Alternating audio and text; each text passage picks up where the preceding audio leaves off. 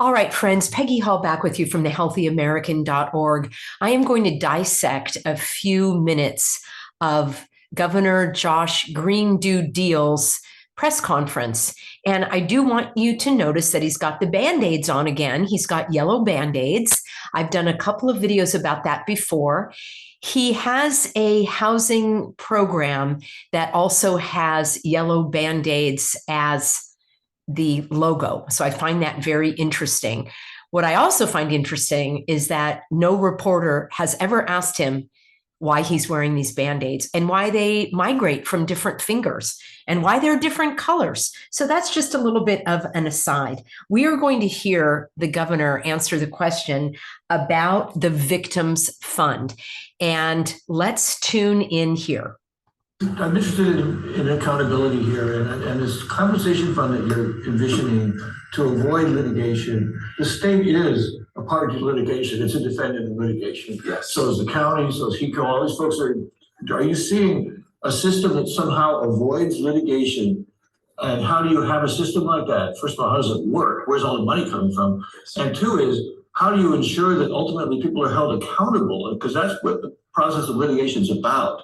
Is this an effort to avoid accountability for some of the parties by avoiding the litigation? Okay, so the reporter is asking, what is this Victims Fund and who is going to be accountable? And are you creating a Victims Fund so that you can avoid litigation? In other words, so you will avoid being sued? No, for several reasons. Okay, so let me break this down. A Lahaina fund, okay, is what it will be described as. Monies come together a lot of times during disasters, natural disasters, terrorist attacks like 9/11. Interesting, he's mentioning 9/11. Interesting, he's doing his hand gestures, which I know some of you don't believe are significant, but he is doing them. Example, I've been in consultation with Mr. Feinberg, who is Ken Feinberg, who set the fund up for 9/11. He's advising us pro bono. The reason to have a fund is not to avoid any responsibility. In fact, I want us to have total accountability and total responsibility. It's why the Attorney General is doing whatever she has to do to get every answer and give you guys regular updates, okay? There are going to be lawsuits anyway, no matter what, because not everyone's going to opt in to a fund like this, which means maybe a half or 2/3 would opt into a fund. This is how it would work. Okay, so the fund is, instead of the litigation, instead of you suing the government and all of the people that were responsible for the fact that your home burnt to the ground, that your business is no longer running, or even worse, that you lost a loved one, you have the right to sue for those damages. And what he is saying is that he is creating a Lahaina fund that is going to pay out money to people as a settlement so that they don't go through the litigation. Let me know in a comment how much money you think each victim would be given in this type of fund. He's about to answer that question. And I find it very interesting that he is mentioning 9/11 in this press concert, as I call it, and because this is actually, I'm filming this a day in advance, and it is 9/11. So let's hear what he has to say about the Victims Fund. If it's ultimately something that we pursue, and I'm looking very hard at this, you set up funds, I would assume that every partner to any lawsuit would consider being a part of it. Those monies go into one fund, one account, and then whoever wants to sign up for it would be eligible for, could be millions of dollars. If they decide to be a part of that, then they will not have to go the route of lawsuits. They'll choose, and they will be able to get their money 6 months or 9 months or something like that, as opposed to, and this has historically been true, many years. So it's just like that. Now, I'm going to put the whole report out anyway about what went right, what went wrong, what we should have done years ago to prevent fire risk, what we can do years from now.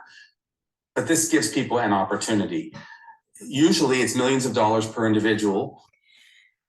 Wow. I think they deserve that if they were burned out of house and home intentionally in this inflicted disaster. What say you? Now, I'm not going to put forth the idea that certain people knew that this disaster was going to happen and that possibly, just possibly, they were told that they would be getting millions of dollars, or let's just say $1 million in exchange for, oh, I don't know, moving out of their home or perhaps knowing that their business would be out of business. I am not putting forth that idea. Other people have mentioned it to me, and I wanted to just put it out for your consideration. I am not saying that I have any evidence for that.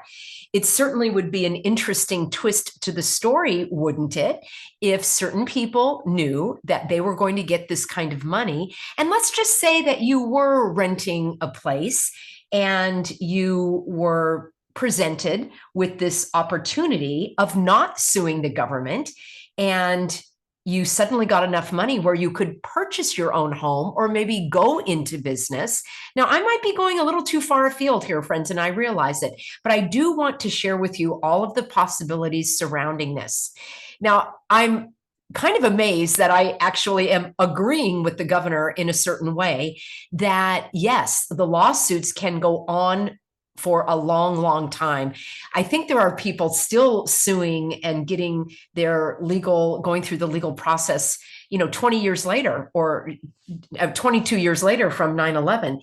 And having been through a legal event myself in suing the county, and that is still ongoing, 2 years plus, I do agree that the litigation is very long, and then the attorneys get a portion of your damages. That's what it's called when you get your money. So I am a little bit shocked that I'm agreeing with him in this case. And there's something else that I'm going to agree with him on in just a moment, but let's let him finish his thought here.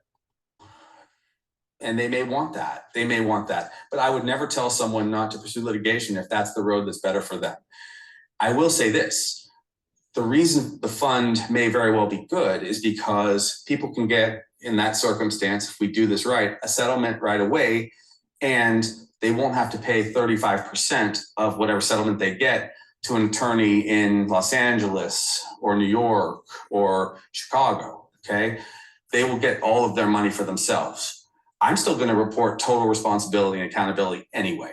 So people will have to make that choice, and it's an okay choice, whatever they go for. But I personally would rather see all of the resources when there are settlements go to the people that lost everything.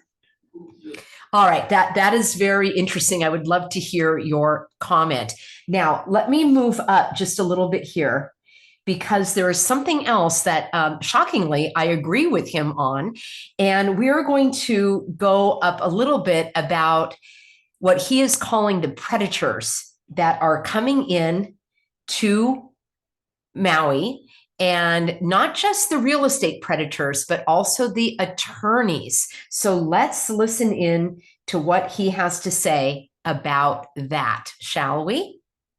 What are you seeing in terms of numbers, both unsolicited offers to buy land and, what you imply was predatory lawyers coming in? Okay. What are you seeing in terms of reports, like raw numbers, what's been verified? We know dozens of attorneys have come to the state and solicited people as early as on the first day after the fire. The Attorney General has taken umbrage with that and is very upset, and she's filing legal complaints against people who were not licensed to practice in Hawaii. Okay, my take on this is that there are attorneys coming from other states into Hawaii. They're not licensed to practice law, but they see that they could represent these victims who lost their homes, who lost their businesses, who lost their families. And it is true that the attorneys would get, he said 35%. I thought it was about 33, but whatever it is, it's, how do you like that? 33. It's 30% or more of whatever damages the judge decides or the jury decides to give them. So he is saying that is predatory. Sort of like, shame on you for coming here to take advantage of the local people. You're not even from this state. Now we could look at it from the other side. We could say these are caring people who don't want the Hawaiians to be taken advantage of. And there might even be some that are saying, I'm going to do this for free. Well, hardly ever things are completely for free. So there probably would be donations to help support that. But the point, I think, is important that there probably are plenty of Hawaiian attorneys who are licensed to practice law who would be able to take care of that. So that's one issue, is the attorneys that are flocking in, and then the real estate agents. So let's hear about that. Those are the worst vultures, and they need to fly back to the mainland. Now, other people, we respect our lawyers here who know the people of Hawaii, who have the spirit of aloha for them. That's a different story altogether. Now, we have heard a lot of different vignettes about people being contacted to quickly sell their property. I'm sorry, I have to interrupt. I just cannot get over the Band-Aids. Is that some sort of hypnotic gesture where your eyes are following this little yellow Band-Aid? And is he just accident prone? Does he have some sort of contagious disease? I would be very concerned because he's been wearing Band-Aids for years. This isn't just like a recent issue. Does he have some kind of nail fungus? He's an MD. Can he take care of his own personal health? This is very troubling to me, and I want answers. I will leave you a link where you can contact his office, and I would love it if all of my healthy Americans would just simply email and say, why does the governor always wear Band-Aids, and why on different fingers? I would really like to know. Okay, he's talking about the unsolicited offers for people to sell their property. Now, I am on record to say that it's their property. They have a right to sell it for whatever they want to whoever they want to, or whomever they want to. So I don't think that the government should be involved in that. That is a nanny state. If a person makes a bad real estate decision, that is on them. Hopefully, they're going to have good advice from their family and other agents and their own conscience. But I don't think that the government should be involved in that. I'm also concerned that the government would then invoke eminent domain, whereby they will take the property saying that they are going to use it for public use. I will do a detailed video about eminent domain coming up. There's a lot to share, and many of you said that you were interested in learning more about that. Okay, let's finish up this clip. Again, people are allowed to sell their property. They own it if they ask someone else, hey, would you like to buy my property? But we don't want people who are grieving to be approached and asked to sell their property for $50,000 or $100,000 when it might be worth $1 million, just because they're so desperate to. That's highly unlikely. I think that somebody would sell $1 million property for $50,000.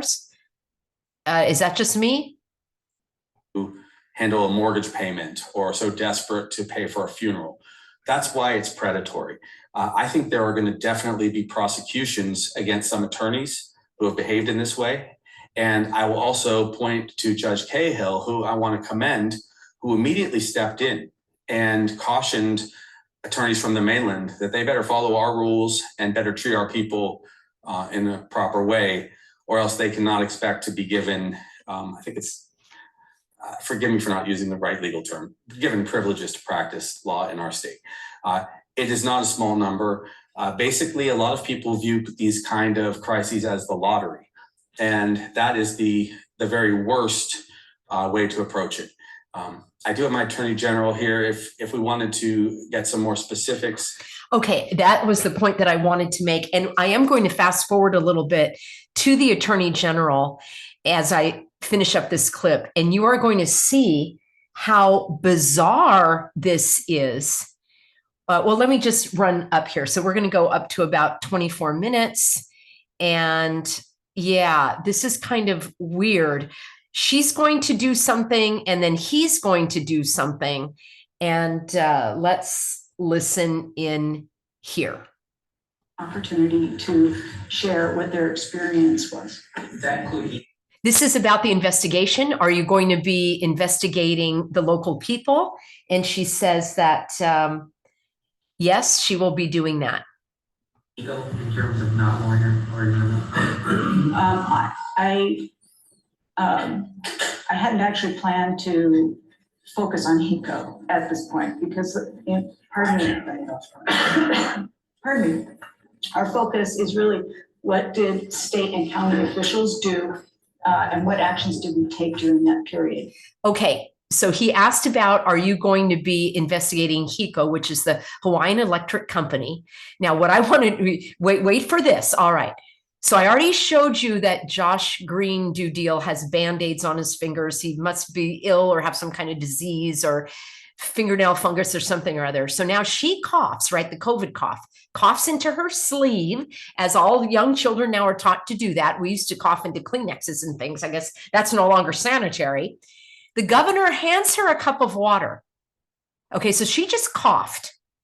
Now, I'm not a hypochondriac. I was never afraid of anybody coughing. You know, I don't know if the cooties police are going to come and arrest somebody, but just watch to see what happens next. Thank you. Wait, sorry. That's all right. Oh, what am I seeing? This is the guy that for over 2 years was on TV nonstop in Hawaii, telling people not to leave their homes. They couldn't breathe oxygen. They had to stay 6 feet apart. They couldn't go to see their loved ones in the hospital. They had to wash their hands, stand on the circle, all of those things. And now he drinks out of the same cup that this woman just drank out of after she coughed. Again, for me, I could care less. I'm not afraid of germs. This is the guy that was telling everybody that you were going to kill someone by breathing on them. And now he is doing this. And we're going to finish up because look what happens next.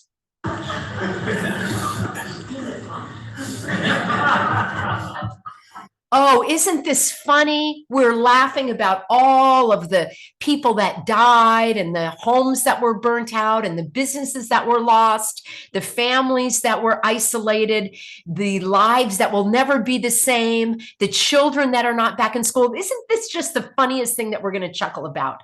Okay, this is despicable. I'm sorry. My questions are more. Okay, that is just really, really too much. I'm going to end on this note, and I've got a second video coming up for you, also analyzing this news conference, but it needs to have its own standalone clip. I also shared this on my Instagram page. I hope that you will join me there, The Healthy American Peggy Hall. I'm on Rumble, I'm on BitChute. I've got a Substack, which is free. That is a type of blog that you can subscribe to. Also, my newsletter. I've got links in the description box below as to how you can support my work. I really appreciate each and every one of you for being on board with me. Stay tuned. I've got this next video where I literally have the smoking gun. I'm going to use that phrase. You are not going to want to miss it. It does come with a vomit warning, but this is information that we all need to know. The gloves have come off. He spills the beans or spills the tea, as the expression currently is, and you are not going to want to miss this. See you soon, everybody.